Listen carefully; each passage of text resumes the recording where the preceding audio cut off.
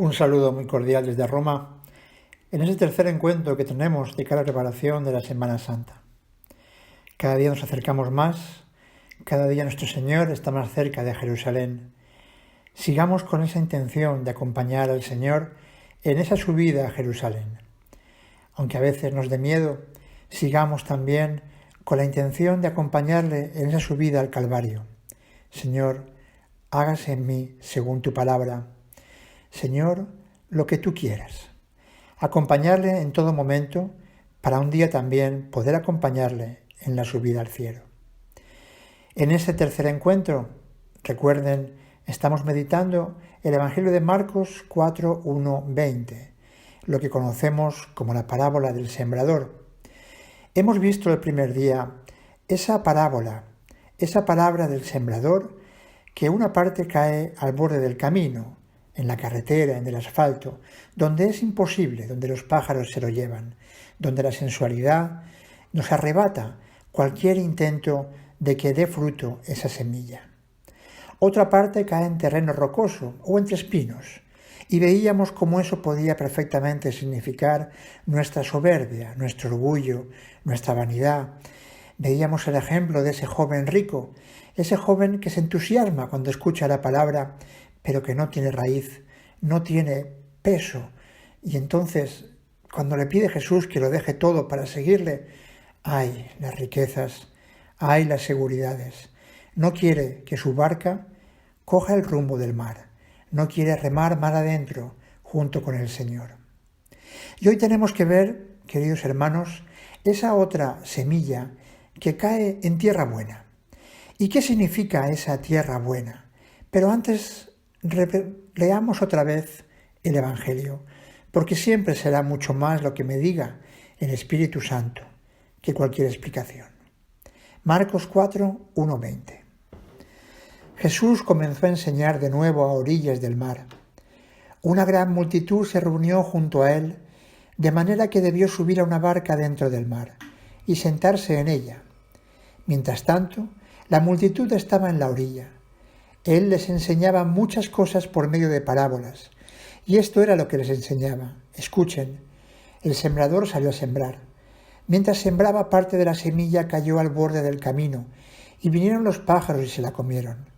Otra parte cayó en terreno rocoso, donde no tenía mucha tierra, y brotó enseguida, porque la tierra era poco profunda. Pero cuando salió el sol, se quemó, y por falta de raíz se secó. Otra cayó entre las espinas. Estas crecieron, lo sofocaron y no dio fruto. Otros granos cayeron en buena tierra y dieron fruto. Fueron creciendo y desarrollándose y rindieron ya el 30, ya el 60, ya el 100 por uno. Y decía, el que tenga oídos para oír, que oiga. Cuando se quedó solo, los que estaban alrededor de él junto con los 12 le preguntaban por el sentido de las parábolas. Y Jesús les decía, a ustedes se les ha confiado el misterio del reino de Dios. En cambio, para los de fuera, todo es parábola, a fin de que miren y no vean, oigan y no entiendan, no sea que se conviertan y alcancen el perdón. Jesús les dijo, ¿no entienden esta parábola? ¿Cómo comprenderán entonces todas las demás? El sembrador siembra la palabra. Los que están al borde del camino son aquellos en quienes se siembra la palabra, pero apenas la escuchan, viene Satanás y se lleva la semilla sembrada en ellos. Igualmente los que reciben la semilla en terreno rocoso son los que al escuchar la palabra la acogen enseguida con alegría, pero no tienen raíces, sino que son inconstantes, y en cuanto sobreviene la tribulación o la persecución a causa de la palabra, inmediatamente sucumben. Hay otros que reciben la semilla entre espinas. Son los que han escuchado la palabra, pero las preocupaciones del mundo, la seducción de las riquezas y las demás concupiscencias penetran en ellos y ahogan la palabra, y ésta resulta infructuosa. Y los que reciben la semilla en tierra buena son los que escuchan la palabra, la aceptan y dan fruto, al 30, al 60, al 100 por uno.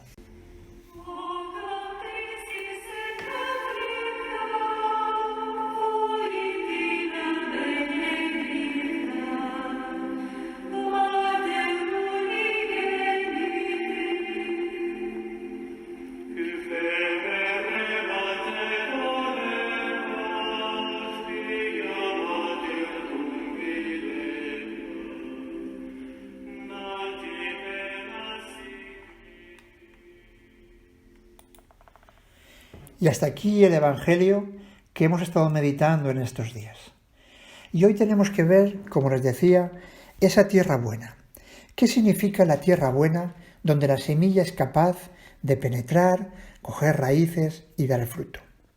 Sin duda yo creo que la tierra buena a la que se refiere Jesucristo es la tierra donde está la humildad y la caridad. Son esa tierra de esos santos que nos han precedido y que nos han enseñado que si no hay humildad y si no hay caridad, la tierra no puede dar fruto.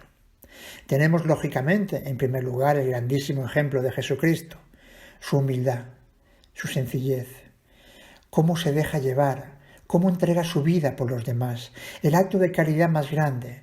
No hay un amor tan grande como el que da la vida por los amigos.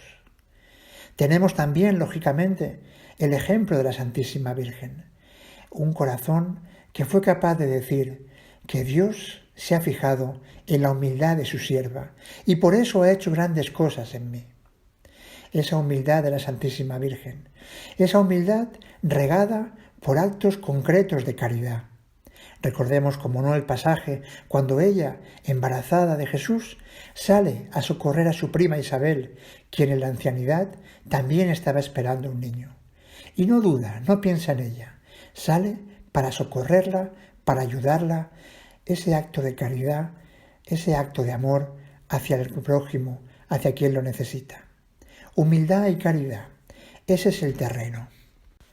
La humildad es una palabra que viene del humus latino, que significa el suelo, la tierra, pero en concreto es una tierra buena, es una tierra donde están los productos minerales necesarios para que la planta pueda realmente germinar con fuerza, con vigor. Por lo tanto, esa humildad significaría esa tierra, que tenemos que trabajar, tenemos que eliminar las malas hierbas, como hemos visto estos días anteriores, para poder trabajar esa tierra y que la semilla realmente pueda germinar. ¿Y qué sería el abono? El abono sería la caridad. Esos actos de caridad, a veces escondidos, a veces pequeños, a veces que no tienen mucha importancia aparente, pero que si lo hacemos por amor a Jesucristo, si lo hacemos por amor a Dios, delante de Dios ningún pequeño acto queda en nada. Recordemos aquella viuda del Evangelio, aquella mujer anciana y viuda que deja 2 moneditas allí en el templo. Y Jesucristo, a quien no se le escapa nada, dice, ella ha dado mucho más que los demás, porque ha dado todo lo que tiene para vivir. Por lo tanto, son esos pequeños actos de caridad. Estamos, queridos hermanos, en una época donde hay muchos pequeños actos que podemos hacer. Tenemos seguramente gente conocida que lo está pasando mal, la crisis económica, la crisis sanitaria, la enfermedad. Podemos acercarnos a ellos y decirles en qué puedo ayudarte según mis posibilidades. No pensemos a lo mejor en grandísimos actos que puedan salvar a la humanidad, no, lo tenemos allí al lado. Jesucristo se nos presenta todos los días en esa persona que viene a pedirnos ayuda, en esa persona enferma, en ese anciano que está solo, en esa persona que está esperando que alguien le diga simplemente buenos días. ¿Necesitas algo? ¿Te puedo ayudar en algo?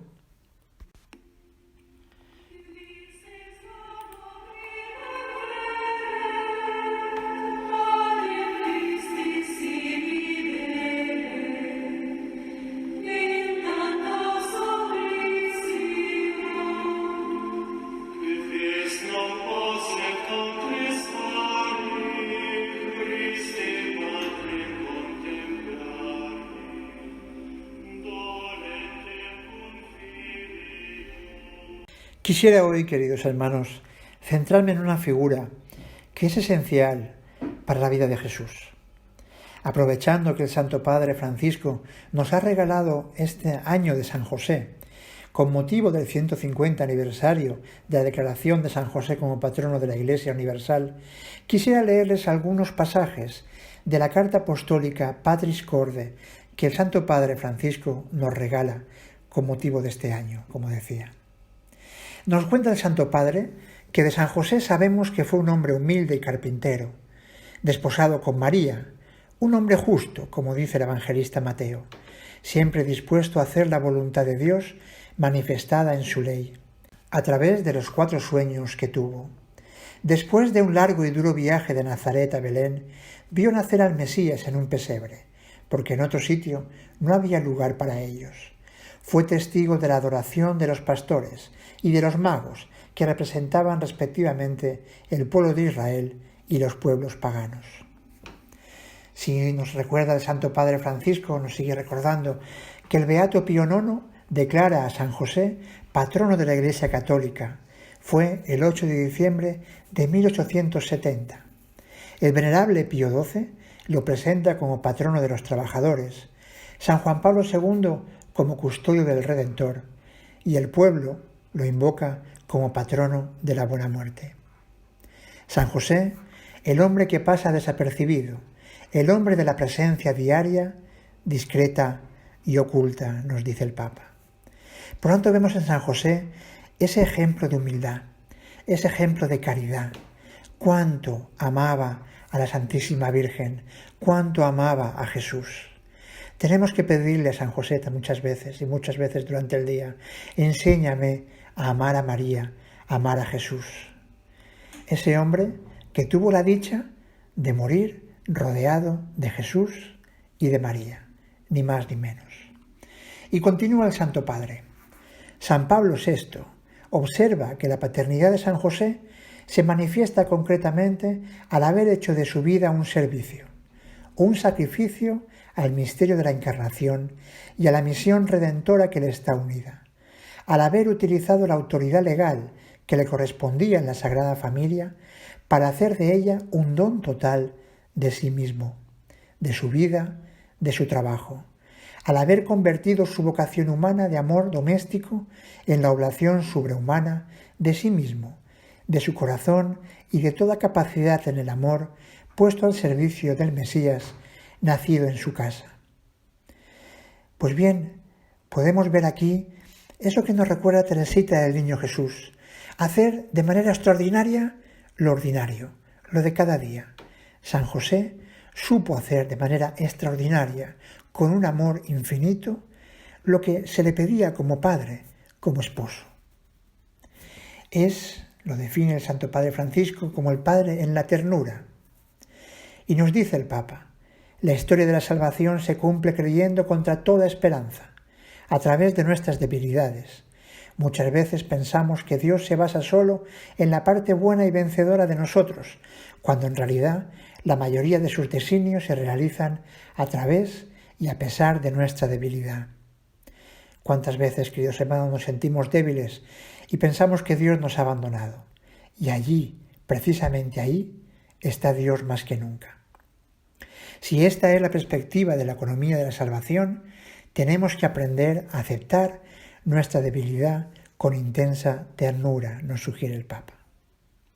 También, a través de la angustia de José, pasa la voluntad de Dios, su historia, su proyecto. José nos enseña a tener fe en Dios, incluye además creer que Él puede actuar incluso a través de nuestros miedos, nuestras fragilidades, nuestra debilidad, y nos enseña que en medio de las tormentas de la vida no debemos tener miedo de ceder a Dios el timón de nuestra barca. A veces nosotros quisiéramos tener todo bajo control, pero Él, Dios, tiene siempre una mirada más amplia. José estaba muy angustiado por el embarazo incomprensible de María. No quería denunciarla públicamente. Decidió romper su compromiso en secreto. Él sabía lo que podía significar para esa mujer la denuncia. Podía significar la muerte, la lapidación. En el primer sueño el ángel lo ayudó a resolver su grave dilema. No temas aceptar a María, tu mujer, porque lo engendrado en ella proviene del Espíritu Santo. Dará a luz un hijo y tú le pondrás por nombre Jesús, porque él salvará a su pueblo de sus pecados. Su respuesta fue inmediata. Cuando José despertó del sueño, hizo lo que el ángel del Señor le había mandado. Con la obediencia superó su drama y salvó a María. Y así encontramos a José durante toda su vida. En cada circunstancia de su vida, José supo pronunciar su fiat, como María en la Anunciación, y como Jesús en Getsemaní. Hágase, Señor. En la vida oculta de Nazaret, bajo la guía de José, continúa el Papa Francisco, Jesús aprendió a hacer la voluntad del Padre. Dicha voluntad se transformó en su alimento diario.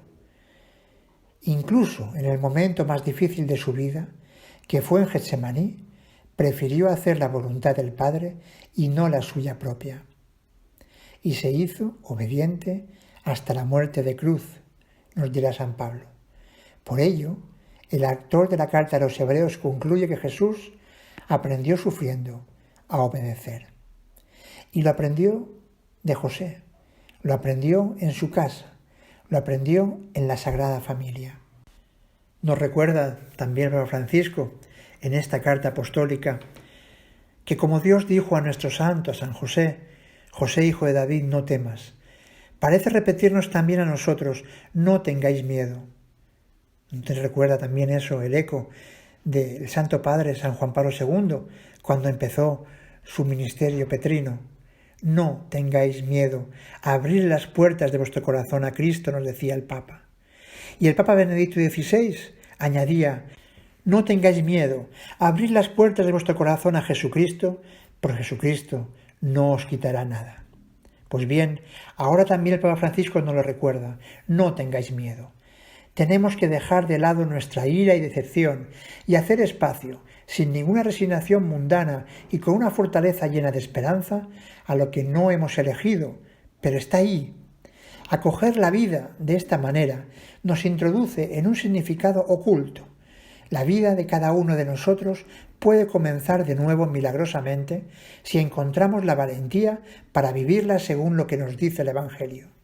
Y no importa si ahora todo parece haber tomado un rumbo equivocado y si algunas cuestiones son irreversibles. Dios puede hacer que las flores broten entre las rocas. Aun cuando nuestra conciencia nos reprocha algo, Él es más grande que nuestra conciencia y lo sabe todo. Es el realismo cristiano que no rechaza nada de lo que existe, que vuelve una vez más la realidad en su misteriosa irreductibilidad y complejidad. Es portadora de un sentido de la existencia con sus luces y sombras. Y nos dice también el Papa, entonces, lejos de nosotros el pensar que creer significa encontrar soluciones fáciles que consuelan. La fe que Cristo nos enseñó es, en cambio, la que vemos en San José, que no buscó atajos, sino que afrontó con los ojos abiertos lo que le acontecía, asumiendo la responsabilidad en primera persona. Vemos, por lo tanto, lo que es un alma que se entrega a Dios. Vemos en José ese ejemplo de humildad, de sencillez, ese ejemplo de vida hecho de pequeños actos de caridad, abierto siempre a la voluntad de Dios, aunque a veces no entendiera, en ese claro oscuro de la fe, aunque a veces, junto con María, se preguntaran los dos, ¿y ahora qué? ¿Qué es lo que está por suceder en nuestra vida? No significa tener fe, queridos hermanos, que como dice el Papa, que la vida sea fácil y que todo se solucione, como si Dios fuera algo así como un amuleto, como si Dios fuera un mago al que le pedimos una solución. No, Dios te da la fortaleza para afrontar todo aquello que te pide en tu vida. Y esa es la tierra buena, humildad y caridad, caridad y humildad.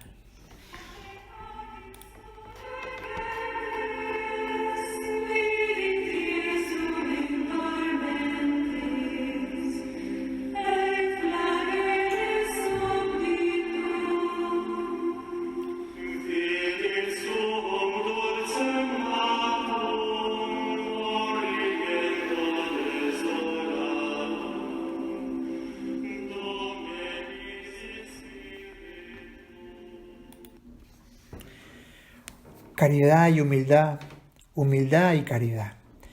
Tener muy presente, hermanos, que la humildad es, como nos enseña el catecismo, mi verdad delante de Dios. Lo que soy realmente delante de Dios, eso es la humildad. La humildad no es lo que yo pienso de mí mismo. La humildad no es lo que los demás piensan de mí. Ni siquiera es aquello que yo quisiera que los demás pensaran de mí. La humildad es mi verdad delante de Dios. Y ese es el terreno bueno, donde la semilla realmente puede crecer, donde podremos decir, hago la voluntad de Dios. Esto es lo que yo amo, hacer la voluntad de Dios. Y pedirle las fuerzas, y saber que ninguna prueba que Dios permita en nuestra vida superará jamás nuestras fuerzas. Él estará siempre con nosotros. Un terreno que tiene que ser abonado con pequeños actos de caridad, porque lo que hicisteis a uno de estos mis hermanos más pequeños, a mí me lo hicisteis. Y a lo mejor le diremos, Señor, ¿y cuándo te vimos enfermo y fuimos a visitarte? ¿Y cuándo te vimos sediento y te dimos agua? ¿Cuándo te vimos hambriento y te dimos de comer? Y tú me responderás, cada vez que lo hiciste con uno de estos mis hermanos más pequeños. Hemos visto el ejemplo de San José y tal vez alguno pueda pensar, sí, Padre, pero me queda muy lejos. San José, la Santísima Virgen, pues yo soy mucho más pequeño. Pues seguramente sí, pero no olvidemos que la Sagrada Escritura está llena de pecadores que abrieron su corazón y su mente a la acción del Espíritu Santo en sus vidas. Y con eso Dios pudo hacer maravillas. Tenemos el ejemplo en el Antiguo Testamento, pues del rey David, donde no se nos esconden los pecados de un hombre que eran como nosotros, un pecador, pero que después se abrió a las maravillas de Dios. Tenemos el ejemplo maravilloso de Pedro. ¡Ay, Simón, Simón! Ese personaje realmente maravilloso que lo dejó todo para seguir a Jesús. Pero si vemos bien el Evangelio nos damos cuenta de que Pedro realmente pues no era fácil de llevar. Pedro tenía un carácter duro, era pues un poquito fanfarrón, ¿no? Cuando le dice a Jesús aquello de iremos contigo y moriremos también nosotros. O cuando intenta apartar a Jesús del camino que el Padre le había mandado y Jesús tiene que reprenderle fuertemente. Apártate de mí, Satanás.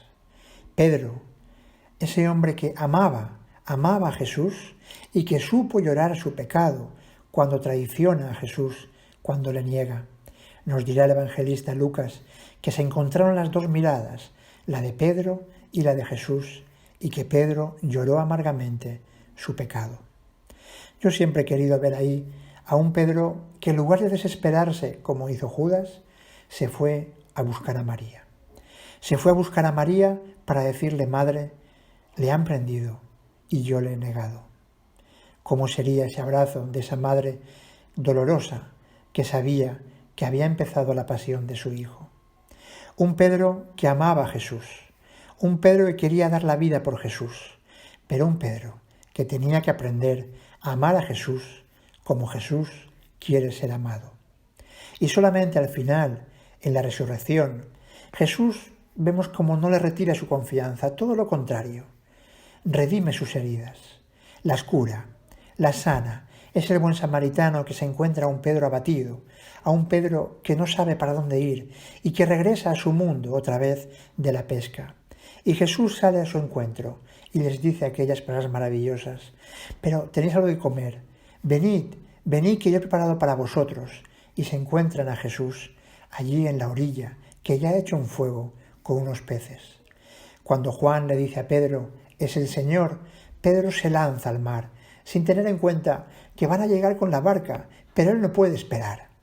Es un hombre apasionado que ama a Jesús. Y Jesús, en ese paseo que dan los dos solos, le dice, Pedro, ¿me amas? Apacienta mis ovejas, apacienta mi rebaño. Pedro queda confirmado en su misión. Pedro es el hombre que aprendió a amar a Jesús como Jesús quiere ser amado. La Iglesia nos propone a los santos como modelos de virtudes, para que les pidamos su intercesión ante Dios en esa comunión de los santos, para admirarlos, pero sobre todo para imitarlos. No creamos que San Juan Pablo II, que la Madre Teresa de Calcuta, que San Pío de Pietrelcina, San Juan María Vianney, el Santo Cura de Ars, Carlo Acutis, no creamos que nacieron santos. Pusieron sus capacidades, sus dones, que todos tenemos, al servicio de Dios, al servicio de la Iglesia y al servicio de los hombres. Recordemos, queridos hermanos, que no hay santo sin pasado, ni pecador sin futuro. Y es que, como nos dirá Isaías, Sión decía: el Señor me abandonó, mi Señor se ha olvidado de mí. Y Dios responde: ¿se olvida una madre de su criatura? ¿No se compadece del hijo de sus entrañas? Pues, aunque ella se olvidara, yo nunca te olvidaré. Aunque una madre pudiese olvidarse de su hijo, Dios nunca se olvidará de nosotros. Pidámosle a la Santísima Virgen que nos alcance de su Hijo Santísimo el don de la humildad, el don de la caridad, que preparemos nuestro terreno, que realmente la semilla pueda penetrar y que pueda dar mucho fruto. La tarde se oscurecía, entre la 1 y las 2, que viendo que el sol se muere, se vistió de luto el sol. Tinieblas cubren los aires, las piedras de 2 en 2, se rompen unas con otras y el pecho del hombre no. Los ángeles de paz lloran con tan amargo dolor que los cielos y la tierra conocen que muere Dios. Cuando está Cristo en la cruz, diciendo al Padre: Señor, ¿por qué me has desamparado? Ay Dios, qué tierna razón. ¿Qué sentiría su madre cuando tal palabra oyó, viendo que su hijo dice que Dios le desamparó? No lloréis, Virgen piadosa, que aunque se va vuestro amor, antes que pasen 3 días, volveré a verse con vos. Pero cómo las entrañas que 9 meses vivió verán que corta la muerte, fruto de tal bendición. Ay, hijo, la Virgen dice, que madre vio como yo tantas espadas sangrientas traspasar su corazón. ¿Dónde está vuestra hermosura? Quien los ojos eclipsó, ¿dónde se miraba al cielo como de su mismo autor? Partamos, dulce Jesús, el cáliz de esta pasión, que vos le bebéis de sangre y yo de pena y dolor. ¿De qué me sirvió guardaros de aquel rey que os persiguió, si al fin os quitan la vida vuestros enemigos hoy? Esto diciendo la Virgen, Cristo el Espíritu dio: alma, si no eres de piedra, llora, pues la culpa soy.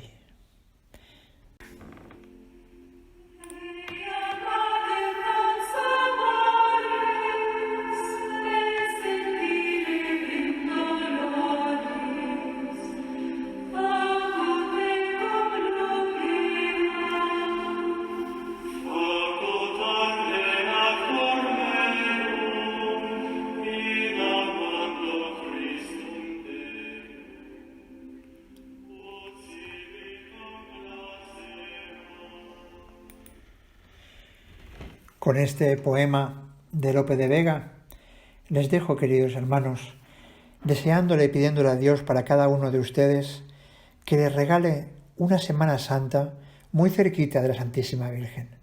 Acompañemos a la Madre Dolorosa, acompañémosla a ella, que estará siempre muy cerquita de Jesús. Agradezcámosle a Jesús el sacrificio que está a punto de hacer por nosotros.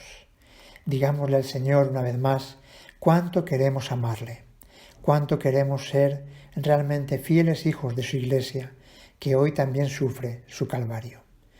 Queridos hermanos, la bendición de Dios Todopoderoso, Padre, Hijo y Espíritu Santo, descienda sobre ustedes, sobre sus familias, y que Dios les bendiga siempre y la Santísima Virgen les acompañe. Un saludo desde Roma y nos escuchamos pronto, si Dios quiere.